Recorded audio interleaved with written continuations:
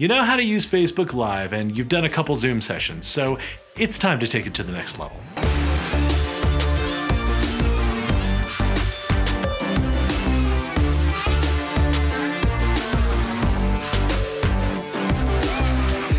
At this point, you should be pretty comfortable using your little Gorilla Pod and your phone to record your messages and upload them to YouTube. We're going to connect Open Broadcasting Software, or OBS, with YouTube Live to create a whole live streaming experience. Now, we've been talking about OBS for a while, and it's a slightly complex piece of software.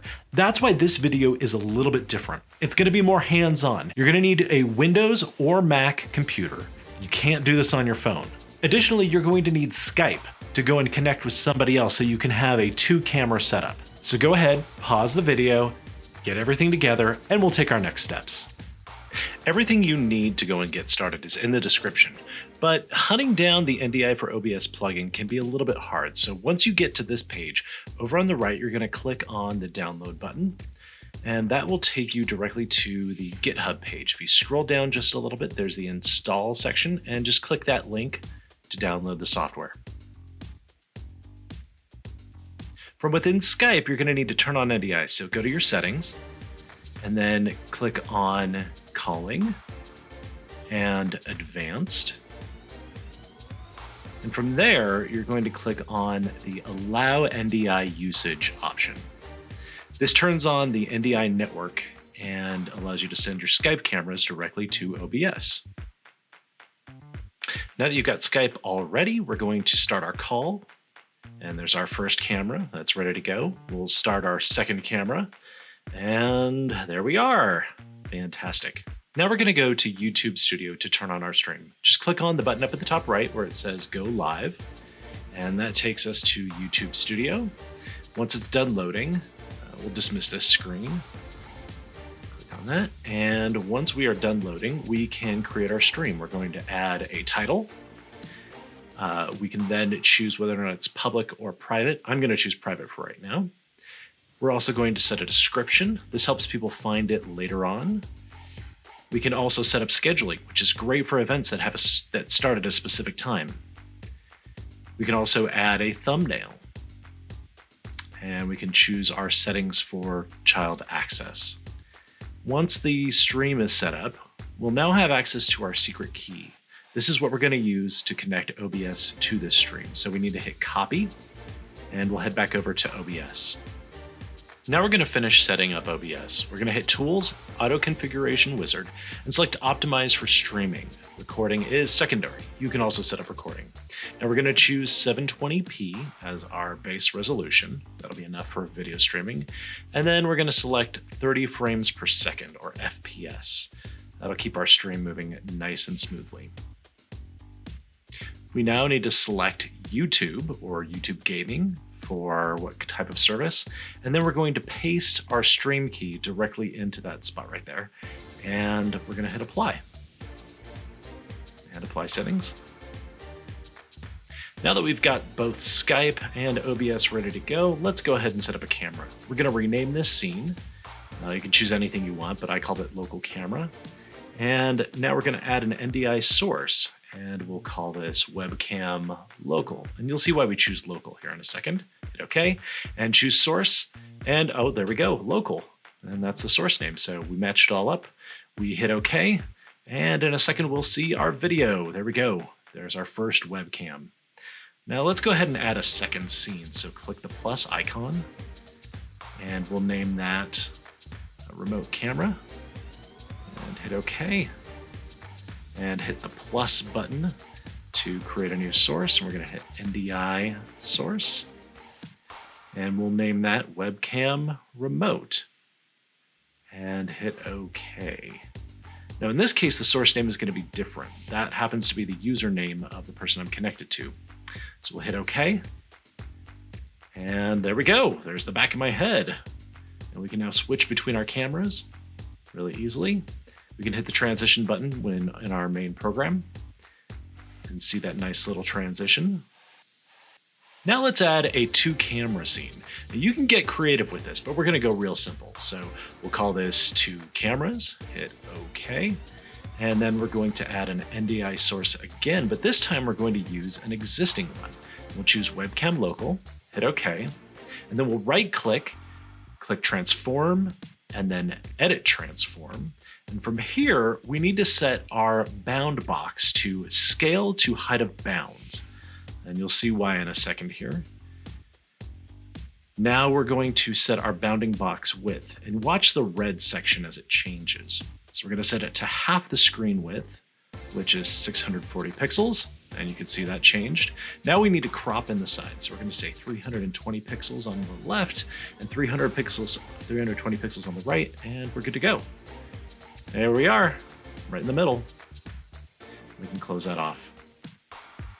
Now we're going to add our second camera. It's basically the same process.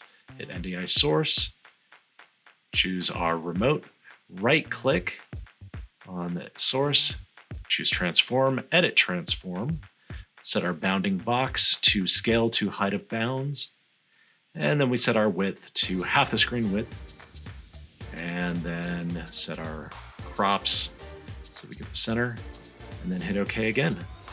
No, yeah, I gotta check to make sure we're okay. All right, that's good. Hit OK, and then we move the camera over. And you can see how you can do all kinds of creative stuff with this. Now we're going to add a lower third by adding a text source to our single camera view. And we'll just name it here, hit OK. And now we can type in the name of our speaker. So I'm going to type in my name. Holy cow, that's too big. All right, so let's go over to our font settings. That's up at the top, right there. There we go. And we'll change the font size to 72. That's okay. There's all kinds of additional settings you can use, like outlines and colors and all that. So go ahead and check that out. But when you're done, hit OK, and then we can drag the name down to where we need it. Now we can add a video scene. So we're going to create a whole new scene, and we'll name it.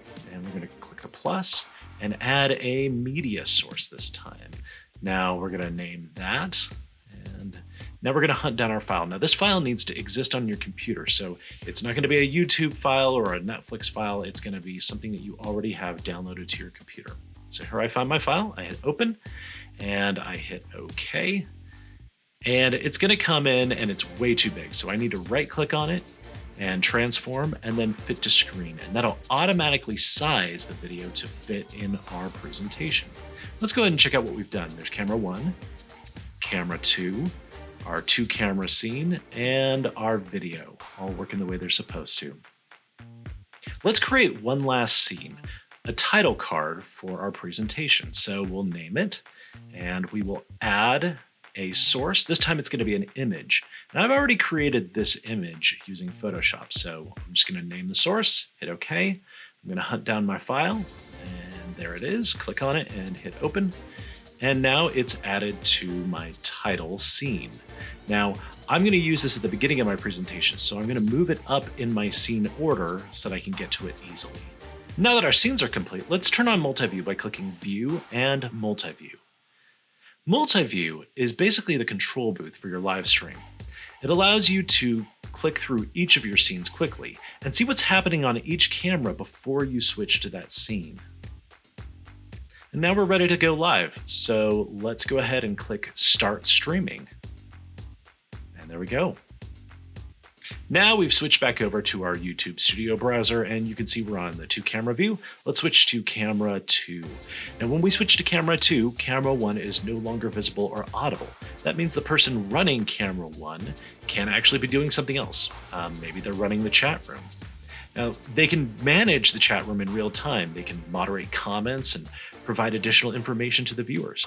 One of the neat features of the YouTube Live chat room is that it saves all of your chat with the video timeline. So when your video is archived, you can actually see the chat room as it happened during your live stream.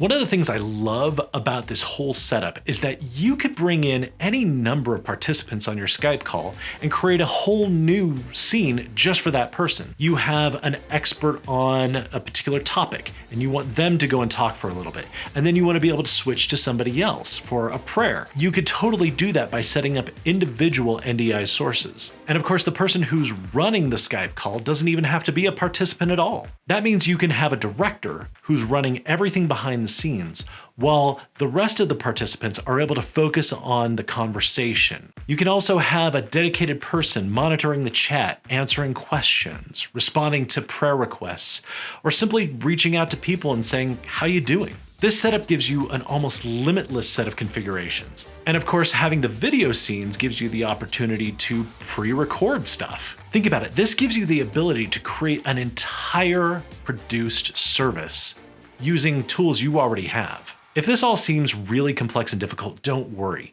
As long as you keep it simple, it's gonna be simple. And as you get better using these tools, you grow your scenes. Just stay focused on the message and the people that you're connecting with. If you've already jumped in with OBS, I'd love to hear what your experience was like. And of course, leave comments below so that other people can learn from your mistakes and from your successes. And if you're interested in personalized training, you can always contact us at fmcsc.org.